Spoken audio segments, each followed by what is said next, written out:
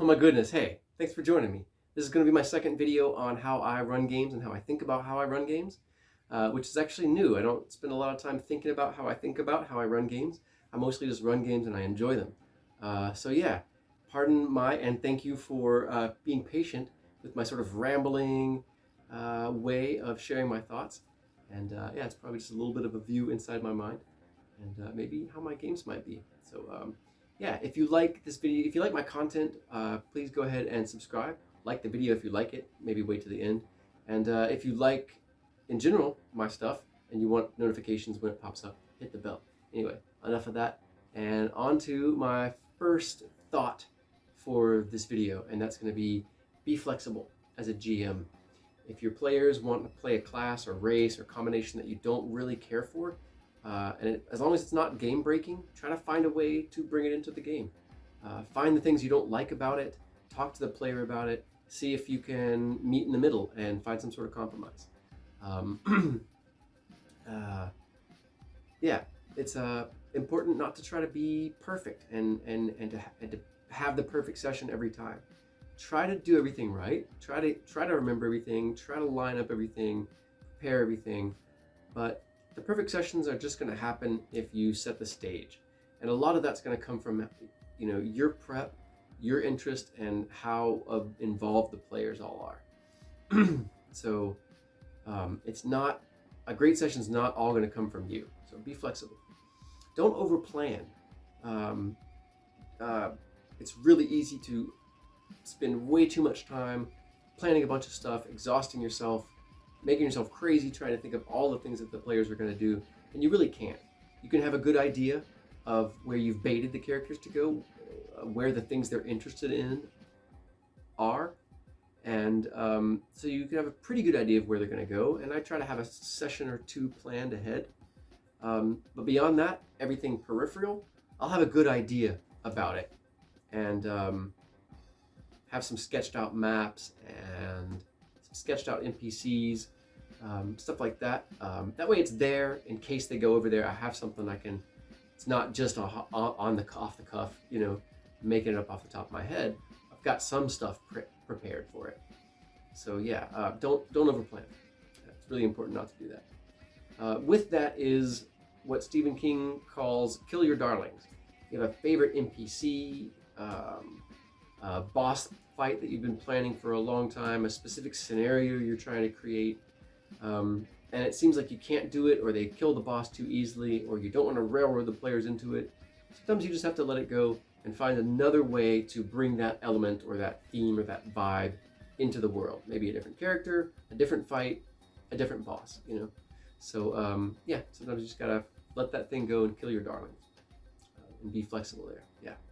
In general, your flexibility is there to maximize player choice. And we don't want to bog the player down with choices all the time or overwhelm them, but we want there to be enough choice that they feel free, they feel like they can do what they want, and it feels like whatever direction they go, there's something there for them to find. So, yeah, that is my be flexible. My next one is be firm, and this might seem counter to being flexible, but they're both principles that they're both useful at different times. Be firm on your rules. If you've made a ruling on a certain class or race, or you've set certain limitations for this particular campaign world, or anything like that, stick with it until you decide on your own, maybe with player input, maybe not, that you should change it. It's important to be firm because the GM's supposed to be firm, and so I think that builds trust with the players. If you're just firm with some of your rulings, and you don't cave to table pressure, and you don't play favorites. And you don't let the rule of cool kind of run over you. Because the rules are part of what makes it fun. The rules and the limitations that we set in the game, that the players fight through and succeed against eventually, hopefully, that's a big part of what makes it fun and creates the tension and release that we like so much in movies and stories and music. So yeah, be firm. Say no, but, as well as yes and. And remember that it's your world, whether it's a module or a homebrew world, your own scenario or setting. You're the one who's interpreted it, built it, read it. You're the one who's putting it out there. You're doing the work to play it and run it for people. So be firm with your rulings on it, because that's going to preserve and help, or that overall is going to preserve the sort of vibe that you're going for and the feeling, the theme, the types of challenges you're trying to create. And if you come up off of those, it can make the rewards seem kind of worthless. And so that plays into my next one, which is be fair. And be fair with the rewards, and be fair with the challenges, and be fair with both. Because if there's too much of one without the other, it kind of breaks the sense of immersion. It breaks the sense of meaning. So be fair when it comes to, don't play favorites. Don't be a vengeful GM if a player's irritated you. Don't attack their character. Be a fan of the player characters and the players. Try to give them what they need to accomplish what they want, and then put a bunch of stuff in their way. That's how I like to do it. So being fair is rewarding cleverness, rewarding success, not punishing mistakes necessarily, but letting the rules play out too. And being fair is being consistent with, how, again, with your firmness and how you rule on certain aspects of the game and stuff like that. Being fair is, being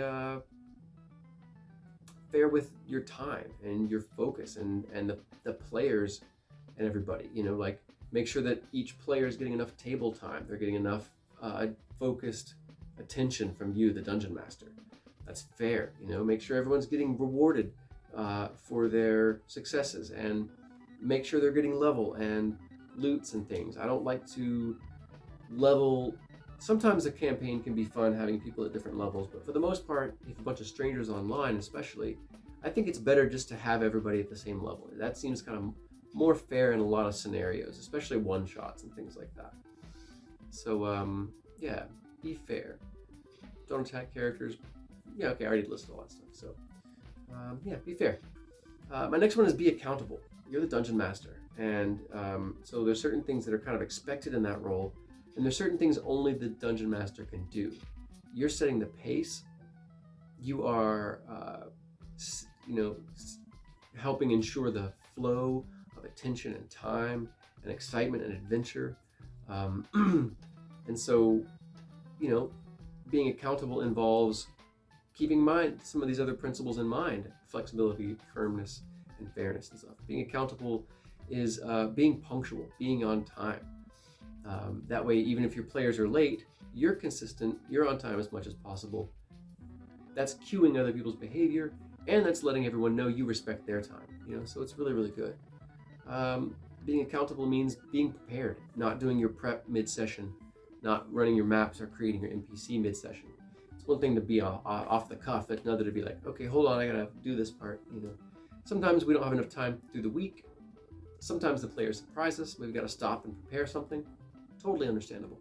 In general, try to be prepared as much as possible, but don't overplan. Back to flexibility. But be accountable. Be decisive. As the dungeon master, it's best sometimes to just make a ruling and keep the game flowing. To decide, well, we're going to end 10 minutes early because this is a better spot to stop, instead of going into new combat or, that sort of thing. Being decisive means, you are sort of in charge. A table full of people, it's a consensus. Everyone's deciding, but everyone's also decided that you're the dungeon master and that they want you to sort of help steer toward the type of game that everyone wants to have. You're the captain of that ship, or however you want to look at it, and everyone's looking at you to be that. So it's important to be decisive. Be accountable. And again, that involves any other principles or sort of rules you've heard about being a dungeon master is be accountable to those things, because you are in that position and it can be really, really fun. But if you aren't taking into account and holding yourself accountable for the things that you're responsible for as a dungeon master, then the other players, they're not going to take responsibility for the things that they should, because they're not incentivized to. Why would they? And that a game can kind of devolve into chaos from there. So keeping the structure up, being firm, being flexible, being fair, being accountable. Right? Awesome. So my next little bit here is to be attentive, and this involves a bunch of different stuff as well. Be attentive to the mood of the table, the attitudes that everyone has about a given subject, whether someone might have trauma around that subject, or just be irritated or bored by it. Being attentive to the mood of the table is going to help you know that you should take a break, you should talk, you should dial this back, you should check in. You should steer around it, or maybe stop and rewind and play the scene out differently. Because breaks are a big thing, and being aware of the mood of the table and know when to take a break can help the game flow even better, because people have gone out and had a cigarette, or they've gone and grabbed a snack, or used the restroom, or grabbed some water, or gotten up and stretched their legs and walked around and given themselves a focus break, and come back to the game and refreshed and be invigorated and be back at it. Be attentive to the sort of spice level in the game, and if you've got players that are starting to pick at each other, head that off early. Double check with people. If you're online, pull them in different rooms, message them, how you doing, what's going on, and just those little touches can actually help people correct the interaction on their own. If the dungeon master just steps in and goes, hey, what's going on, I noticed this or whatever, don't try to fix it, don't just check in. So yeah, be social in the sense of being attentive. Be attentive to your players. You may not have a bunch of energy, you may not be really jovial, but you can check with your players and oh, how's your mom? How's that new job that you told me you got? How's your aunt that you said got COVID? How's she doing? Because ultimately we're just people at the table, and so people are going to be more engaged and interested if you're interested in them as a person, or if you show those personal touches. And that that works for pro, that works for casual, and I think it's important for all the players at the table to do that. But these are tips for the GM. So sometimes you might have to intervene between two players, or intervene because someone's had an experience that's triggering them. There's a subject that's going on at the table that's disturbing somebody, or taking them out of the good time, and it's breaking their focus or breaking their immersion. Be attentive to criticism as well as compliments and the things that people like. Be attentive to the things that people say they don't like about the game, and try to fold that in, try to improve on those things. Be attentive to, pardon me.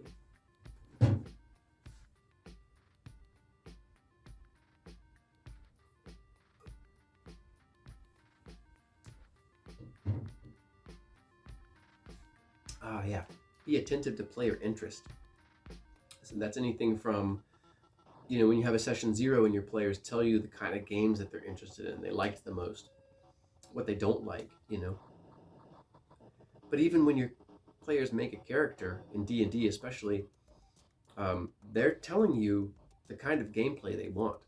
If in D&D they make a certain race, class, and background combination, that sort of tells you the kind of gameplay they're going for. That, combined with the module or game that you're running, should let them know the kind of game that they want to play.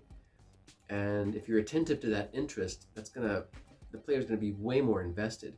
And being attuned to those interests is also going to make each game more nuanced, and you're going to create more story threads by playing into the character's backstory, or taking the dangling threads from the backstory they wrote and weaving it into your campaign.